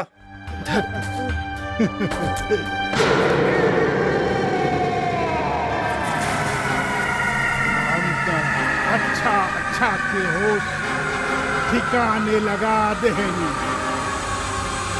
अब तू कौना खेत के मूली बाड़ राजा रंजीत सिंह राणा। ये थाली ध्यान से अपने भैया के दियो। हाँ? और हाँ, ये थाली देवर जी के दिया। अच्छा ठीक बा। ई थाली भैया जी खातिर, आई थाली अरुण जी खातिर। ठीक बा।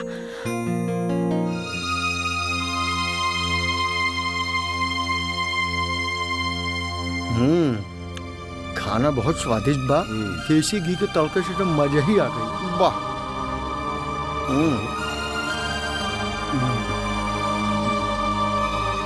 मगर हमरा खाना में तो घी नहीं खे। हमरो थाली तो सुखले बा। ये कैसे हो सकेला? हाँ, खाना के लिए आई हो? अम्मा जी खाना तो हमें लेने हैं, लेकिन वो दीदी जी परोसने रहने हैं। कल है कि एक खाना हम भैया जी के दे दी, वो खाना मिस्टर अरुण खाते। मतलब तब शीला जानबूझ के अरुण के थाली में घी डाल रहे और हमनी के रुका सुखाए। हमरा तो ठीक नहीं खेला। रउआ पगला गइल बानी का? हमरा पे आरोप लगाओ तनी। अब तो सब सच साफ साफ ही नजर आवता। अरे तू अपने आप के बहुत समझदार समझे तारू, अब बाकी घर के सब बेवकूफ बा। ई रउआ लोगन के काहे के का मतलब बा? मतलब साफ बा, या तो तहार नियत हमरा मेहरारू के प्रति खराब बा, या हमरा मेहरारू के नियत तहारा प्रति खराब बा। भैया ई का कहा तानी? सही कहा तानी। रउरा एको शब्द मत बोली। इतना बड़हन कलंक लगाओ तानी हमरा पे। अच्छा हाँ, अब तो हम भी कंफर्म हो चुकल बानी, कुछ न कुछ गड़बड़ जरूर बा। ना तो ही दोनों के आखिर ये मिर्ची काहे लग रहल बा? हाँ दिव्या चुप रहा, अगर एक शब्द बोलनी ना तो तोहार जबान खींच ले। अरे ये लोग हमारे इतना बड़ा अपमान करे ताड़न, बैठ के रउआ तमाशा देखा तानी। तक सबके मारी खा लो तू। अरे तोहनी सबके बुद्धि खराब हो गई है, समझला?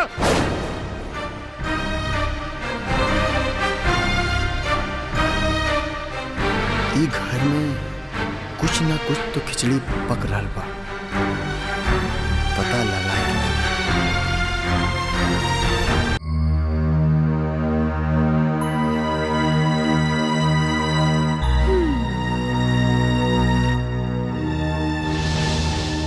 हम तो तोहरा के एक बहुत ही अच्छा खिलाड़ी समझत रहनी है, लेकिन तू तो एकदम बच्चा निकल लू। हमरा जाल में इतना आसानी से फंस गई लू। का ये सब का कहा तड़ू? हमरे पति अरुण के साथ तोहार नाजायज संबंध बा। ये हम पूरा घर में और बाहर वालन के भी साबित कर दी था कि तू एक नंबर के फालतू और हम तुम्हारे गला दबा के मार डाला। का बोले ताड़ू तोरे समझ में नहीं आवत? छोड़ा हमार गला। हर बाल चुपता के ना छोड़ा हम ना बाल ना छोड़े। छोड़ा का बोलू तोरे समझ में नहीं आवत? हम तेरा दिमाग से बुला दे। अरे बचाओ।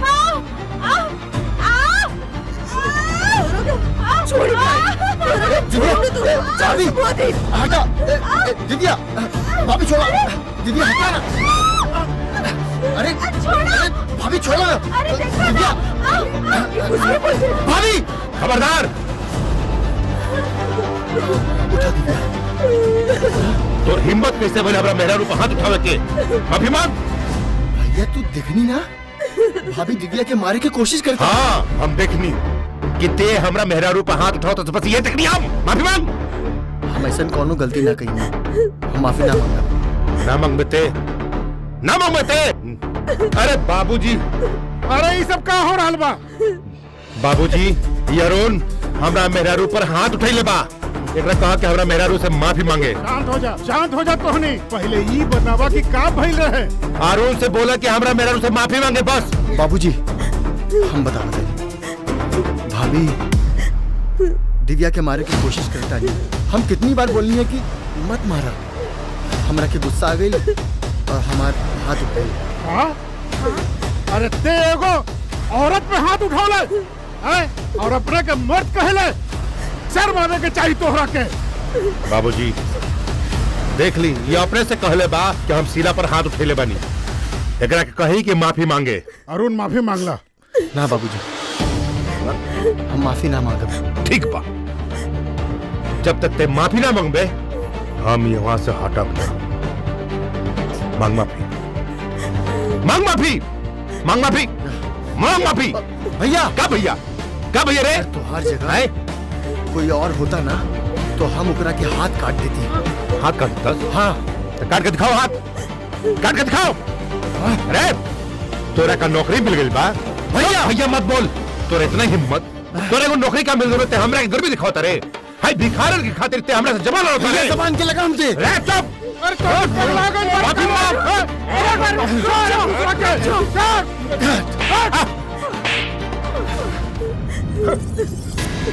ये हम का देखता नहीं। गांव से हम शहर आइल रही कि शहर में जाके हम सुख से रहब। बाकी ये है राजधानी हम सुख से नरक कर देला तोनी जिंदगी के। हम अपन घर द्वार जमीन जायदाद सब पे देनी तोहनी के खातिर। और ये हमार सबसे बड़ गलती रहे। अब तो ही जे हमार दम घुटता देखा समझत रहे कि तोहर पत्नी बहुत बढ़िया बिया और ये बहुत ज्यादा होशियार बिया। बस बाबूजी बस, हम अपना मेहरारू को बहुत अच्छे तरीके से जाना था।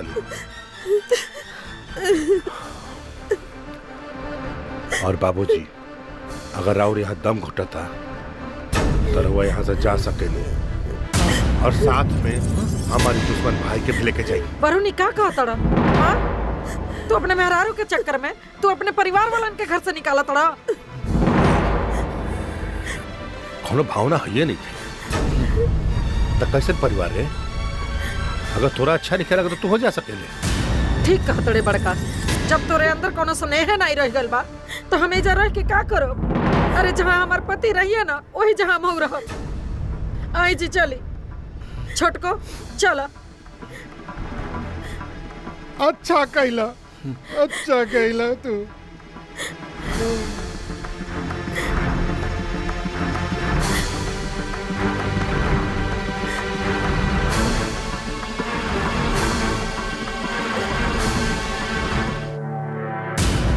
आज पूनम के ऐसे गुड न्यूज देव ना सुन के उनका करेजा हरियर आ जाए।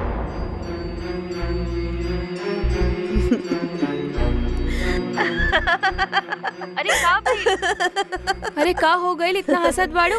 अरे ऊ दिन जोन तू आयल रहलू ना, हाँ हमार ससुर जी जोन तरह के बेइज्जत कर रहलन, हाँ ऊ बात हमरा दिमाग में एकदम कांटा नियर चुभ गइल रहल। ई सब बोल बच्चन बा, तू कुछ ना कर पाइबू। हम तो ऐसन नागिन बानी ना, ऐसन डसब केहू के पता ना चली। अच्छा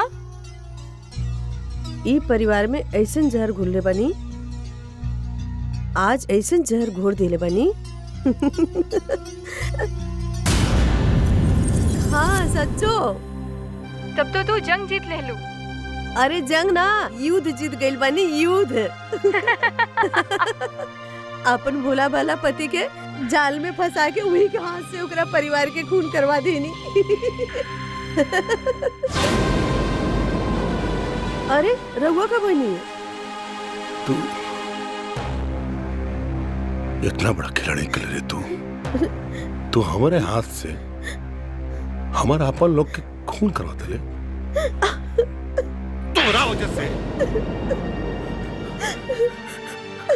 तोरा वजह से माई बाबूजी के घर से निकलवा देनी, अपने भाई पर हाथ उठा रहे हम, सिर्फ तोरा वजह से। तू बाबूजी जो हमरा के फाल पोस के बड़ा कइलन, पूरा हम कहनी कि तू घर से निकला। ओ माई के जेकर हम दूध पीले बानी ओकरा का हम कहनी कि तू घर से बाहर निकल। अरे नागिन बड़े रहते, नागिन बड़े थे। माफ कर दी रउरा हमरा के। माफ कर तोरा का माफ कर दिया।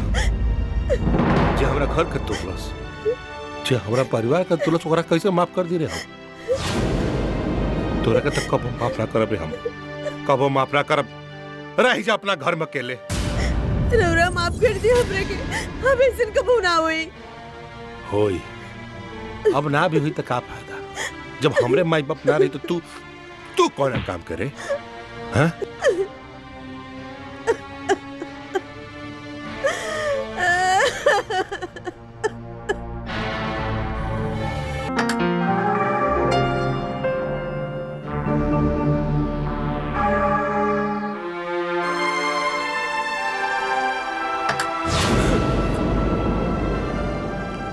माई, बाबूजी, माई,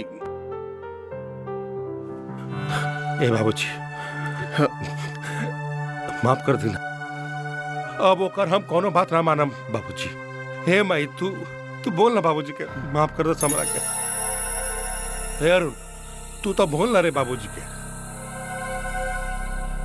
बाबूजी माफ कर देना। ए भाई, तू तो हमरा का माफ कर देना भाई। ए भाई, मर ले हमरा के, पर हमरा का माफ कर दे रे भाई। माफ कर दे बेटा, माफ कर दे रे। वरुण, जाने ले, एगो कुत्ता के भी जब द्वार से भगा देवल जाला ना, तो दोबारा वो लौट के वो दुआरी पर न जाला। बाकी हम तो एगो इंसान बनी रे। यही जा हमारा आत्मा एक मिनट भी रुके के गवाही नहीं खे देता। बाकी जाए से पहले तोहरा के एगो बात कहे के चाहता नहीं। अरे जब तू हत्ते गो रहे ना, तो हम तोहरा के बहुत प्यार करत रही रे। और यही हाथ से तोहरा के हम दूध भात खिलावत रही। और यह कंधा पर बैठा के सबसे गांव तोहरा के घुमावत रही रे, सबसे गांव घुमावत रही। बाकी जाए दे, अभी सब बात के कोनो फायदा नहीं खे। काहे कि जब ते बाप बनबे ना, तब तोहरा के पता चली कि माई और बाप का हो खेला। बाकी एगो बाप जाए से पहले अपन बेटा के आशीर्वाद दे के जाता। जा बेटा जा, तोहनी दोनों परिवार सदा खुश रहिए बेटा, सदा खुश रहिए। बाबूजी, बस बाबूजी, बहुत बड़ गलती हो गई बाबूजी। अब तहारो के बिना हमारी दुनिया अधूरा है बाबूजी। पता नहीं डाइन के चक्कर में कैसे आ गई नहीं। ओकरा बाद हम आप सबसे झगड़ा करनी और आप सबके घर से बाहर निकाल देनी है। बाबूजी, बाबूजी माफ कर दी बाबूजी। बाबूजी हमरा के माफ कर दी। आज तक जोन भी भइल ना, सब हमें ही कहनी। अम्मा जी भी जाना तानी और छोटकी भी। हम भूल गए लेनी कि परिवार से बड़ा कोनो दौलत ना होखेला, परिवार ही सब कुछ होखेला। हमरा के परिवार के सिवा और कुछ ना चाहिए। ना बाबूजी, ये फिर कौन चाल चली, एकरा के माफ माफ मत करब। ना ना ना ना ना बाबूजी, हमें फिर कोनो चाल नहीं खींचलत। हम सच कहता नहीं बेटा, ये कर दिल से आवाज निकला था और ये कर पश्चाताप। अरे जब भगवान माफ कर दे वेला, तो हमनी तो इंसान बानी। माफ कर दे बेटा। हम सब जानत रहनी है बेटा, लेकिन जब हम माफ कर दहल बानी तो तू माफ कर दो। भैया, गलती तो हमसे भी भइल बा। जे राम जैसन भाई पे हाथ उठौनी, हमरा के माफ कर दी। बाकी जौन होए के बा वो हो गई। अब हमरा के मिल के रह के चाहिए। बस कर रहे भैया।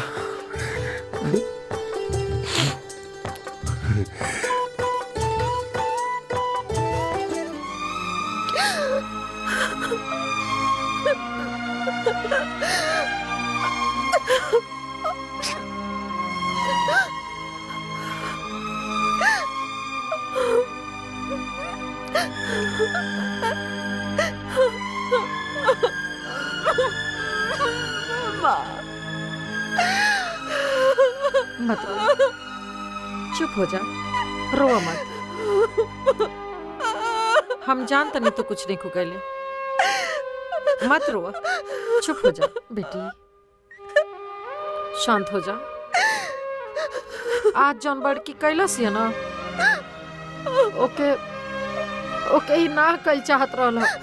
एक खुशी के मौका पर भी वो अपने आदत से बाज ना आई है। कुल देख के ना अब हमरा जिए के भी मन नहीं खे करत। ना अम्मा जी, आपके कुछ हो जाए तो हम कैसे रहो? हमरे पास समय ना रह लिया।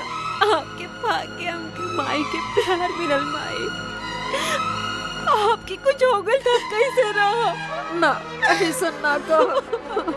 ऐसा कैसे बोल देनी रहुआ?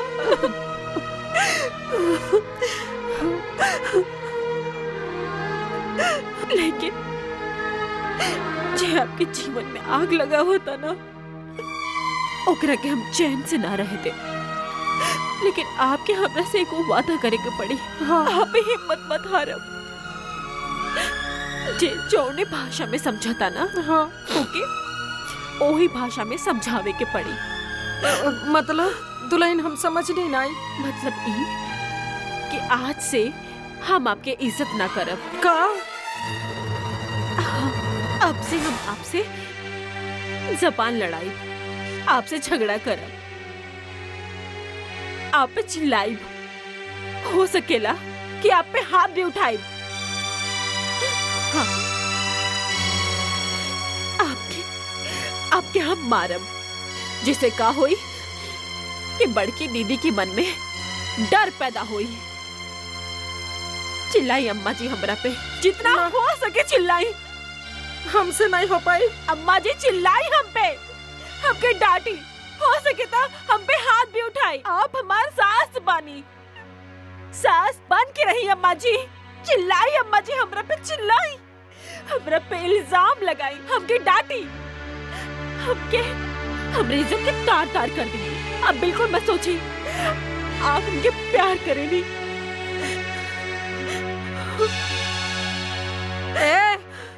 ये रोना धोना बंद करो। तार सब नाटक हम जाना तनी। तू बहुत खेला खेला तड़ू। देखा आज कितना शुभ दिन बा कि हमनी के परिवार में खुशी लौट आई है।